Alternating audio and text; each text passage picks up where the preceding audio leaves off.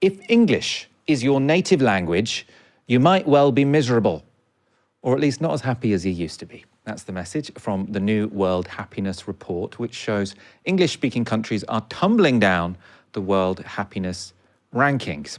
It's a trend visualized in this chart. So it shows the World Happiness rankings in each year since 2018. Finland has been the reigning champion this entire time. They've been number one every year from 2018 to 2025. Congratulations to them. Northern Europe is also well represented in the top 10.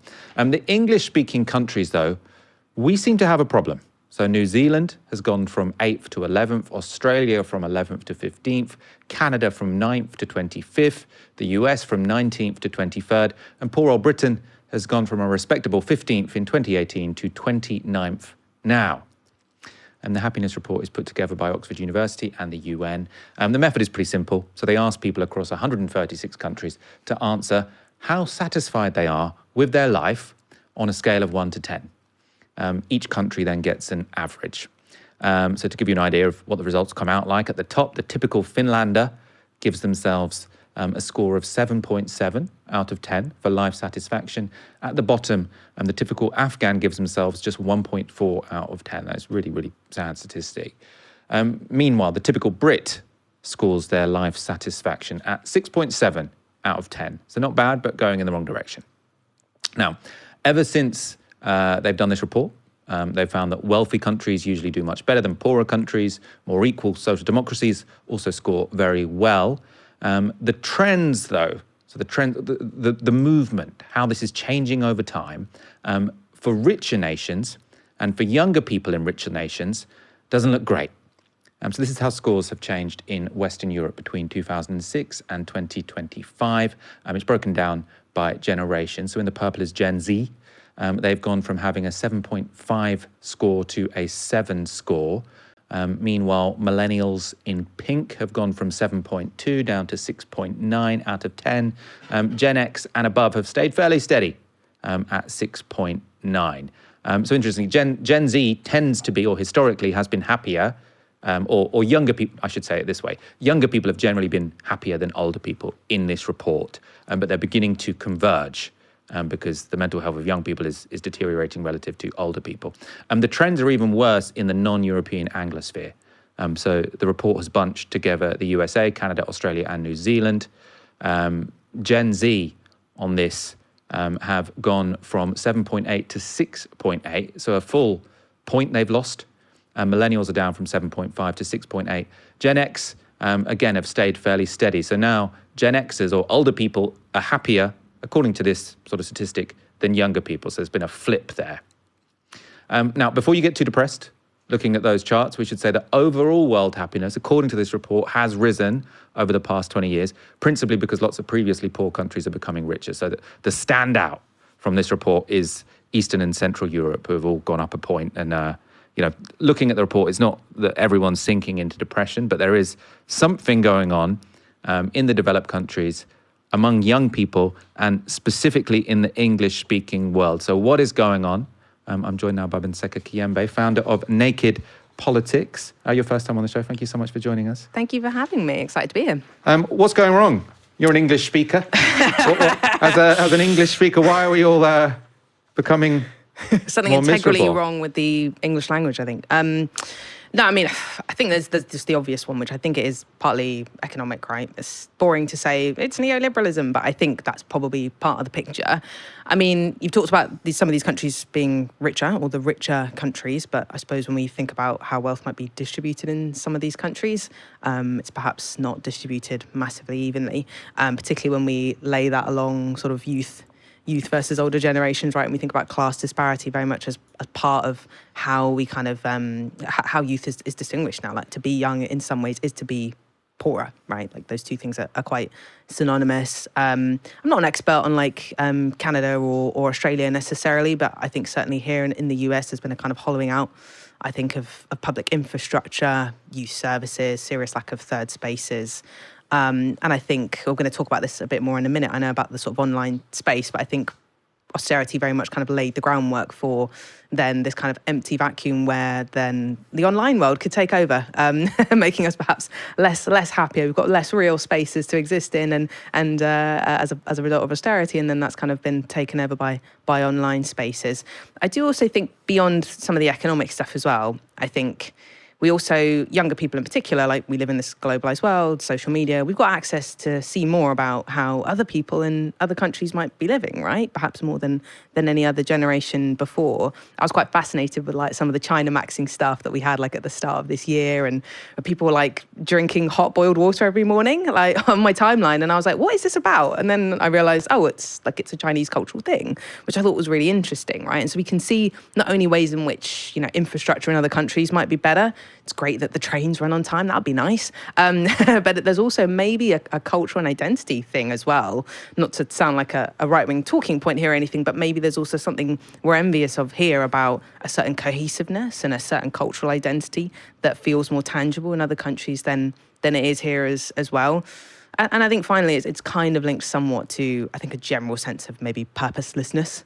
I think work in the past has given us a more broader sense of, having a sense of purpose, right?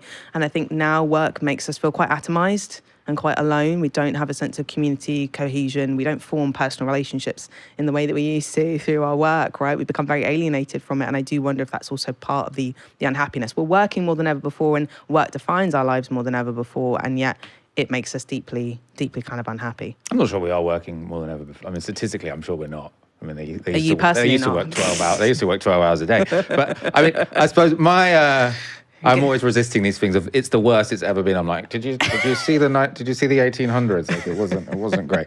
But I suppose to put my cards on the table, I think a lot of what you've said makes sense. I think that probably, given that it's only the English-speaking countries and its trajectory, it's probably something that has changed since 2010 that has specifically affected English-speaking people more. And obviously, austerity, it was particularly harsh in the UK. I mean, it was also harsh in Greece and a bunch of European countries. I agree, yeah. Wasn't very harsh in New Zealand and Australia. So it doesn't necessarily seem like that's specific to these countries who've sort of lost a sense of happiness amongst their youth. Also, there's not much reason why that would affect sort of younger people more than older people. The property thing definitely would affect younger people more than older people. But again, why is that specifically in the English-speaking world? So my theory is that a hyper-competitive online media marketplace is making people miserable because everyone is incentivized to make the most sort of shocking, depressing content they possibly can. Like, we noticed it here. If you do a story, like often the more alarming you make your story, the more people are going to click on it. And online media has made this all so competitive. And then obviously, English-speaking media is more competitive than any other language. I mean, maybe Chinese if you're in China. But if you are in England, people in America, Canada, New Zealand, everyone is competing for your eyeballs. There's so much money in it. And I think if you're a French language social media user, there's just going to be a bit less competition. And it's going to be a bit less intense and in your face. So I think it's probably related precisely to the fact that we speak English. But it's not a coincidence that we speak English. Because there's quite a lot of other countries that we wouldn't be considered rich that do speak English, though, right? Like, or English is at least a kind of core language. Like in Nigeria, for example, like if I think of an African country where English is a dominant language. There's obviously lots of other languages as well. I'm assuming they didn't seem to be on that chart in terms of a massive drop of unhappiness. So what's the...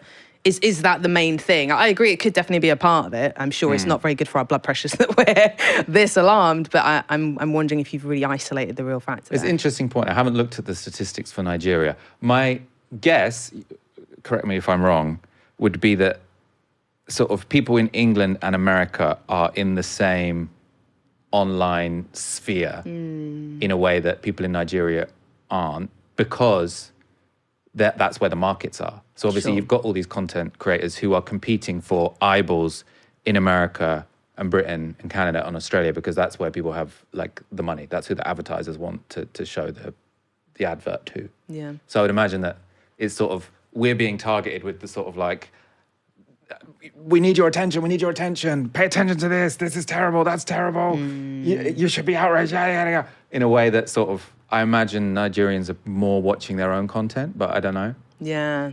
I mean, I was looking at the chart as well about Israel, which is quite high on that chart. I think it was like 8th in terms of happiness. And yet in my mind, I'm not an expert on Israeli media, but I assume part of the Israeli project is that you do have a somewhat alarmist media to kind of keep up the apartheid infrastructure there and stuff as well. But they're quite high on the chart, which stood out to me quite a lot considering the country that's been at war for 3 years and, Yeah, that's true. I'm sure Israel has quite a lot of alarmism in their media. Yeah. I wanted to bring up an article you wrote this past week. I mean, it was published this past week. I don't know when you wrote it. So you got a piece out on Louis Theroux's Manosphere documentary in Tribune magazine. Who owns the Manosphere?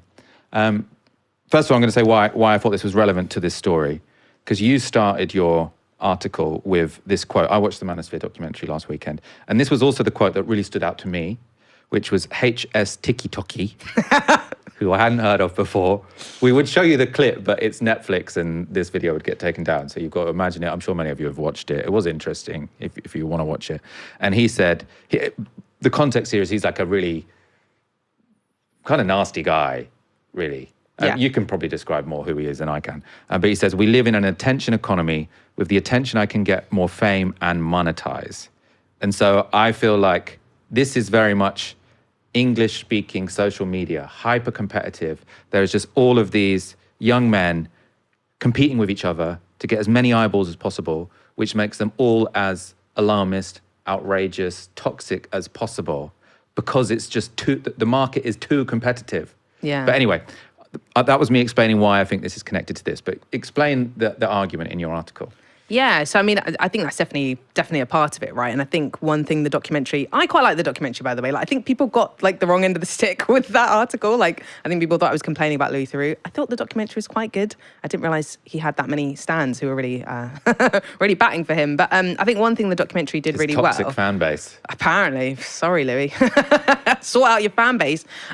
He was really good at demonstrating that this kind of expose of this pyramid of grifters, right? Or Ponzi scheme of grifters, whatever we want to call it, right? You had these kind of like top level manosphere influencer guys, your Andrew Tates, who probably earning millions, I think. Your kind of mid-level ones, like this HS Tiki-Toki guy. I'm going to call him Harrison Sullivan because I hate that name. His real name's Harrison Sullivan, who's sort of operating at that mid-level. And then you had these kind of like entry-level manosphere guys who weren't making any money yet. We're probably spending lots of time toiling away like digital serfs in this digital landscape to try and move up the pyramid and up the ladder. And I think the documentary got across very clearly that there is something corrosive about the economic incentives built into this system, which I think is very important to outline. Much better than a lot of other documentaries we've seen about these other more like analogous creators as well. There was one about Bonnie Blue on Channel 4 that was not really as good. So Louis did a good job in that respect. I think my main question coming out of that, probably thinking as a leftist, is, well, who owns these spaces? Who maybe gets to profit the most at the top of that pyramid, right? And kind of getting to some of those root causes about, okay, to what extent is this about who owns these platforms, these digital platform owners who really do no work, really? Like, they're not toiling away creating this content for free, or some of them being paid. They're not doing much at all. And so I was quite interested in Yanis Varoufakis's theory around techno-feudalism. It's not a perfect fit because, albeit influencers don't pay rent in the same way that, You do pay rent in the sense that they take 30% of your ad revenue. Yeah, you can view that as rent. I feel like our feudal lord is whoever owns Google at the moment. Okay. Satya Nadella? Or I don't want to upset your feudal lord. I'm very sorry. I think he's maybe the boss of Google. But they take... most of our money, by the way, if you want to support Novara Media, go to support Novara Media. This is programmed into my... At the moment we talk about funding, I have to tell people the website. But our ad revenue, we work quite hard on this program, I like to say. There's a lot of people working on it. And they take 30% of all of it. Maybe even 45. I mean, it's between 30 and 50. They take all of it. It's quite a lot. It's a lot because they don't really have to do anything to maintain the system. Like, they've built a great product that people like, but then we're doing all the work, and it's exactly like feudalism. Yeah. Because feudalism, you work a third of the time for your lord and you work 2/3 of the time for yourself, or sometimes it's flipped. But right. Sorry, I interrupted. No, it's a good point. I mean, I was at a YouTube event. I was telling you earlier last night. I wish I'd have said that to them. I didn't realize they were taking that much money from you as well. From creators. There we go. Yeah, exactly. So yeah, I think there was. I appreciate it's hard in a documentary to squeeze in everything because someone's always going to be like, you should have talked about this. But I do think that question of ownership, I hope we get to continue having that conversation at least, because it does feel like the manosphere is not kind of this singular problem on its own. It's not this, this problem that doesn't fit into a much wider problem, I think, that we have about just how much power, how much money, and how much control these people have over our work, our income that we generate. And there, I hope, should be a bigger question, much like we think about who owns land, we should also be thinking about, well, who owns these digital spaces that are also becoming really important, I think, to our economic infrastructure and stuff, right? And thinking about what does it mean, what would it mean for the public to own digital space as well as owning more collectively, actual land, right? I think that's and I'm not saying I've got all the answers, by the way, but it's made me think a lot about that. I'm very much in favour of doing that because I don't like people being that rich, and I don't really like rent seeking. But I think the problem is more fundamental than that. I think the problem is competition. Right. And I think it's very difficult to get. I feel like there's too much competition for eyeballs. And I don't think it's just the algorithms. I think it's that we naturally like to look at more alarmist content, or not like to. We are drawn to look at more alarmist content, alarmist or sort of outrageous content. And even if there wasn't someone making a profit, unless you actively suppressed that, you would have a problem. And actively suppressing that would be a free speech issue.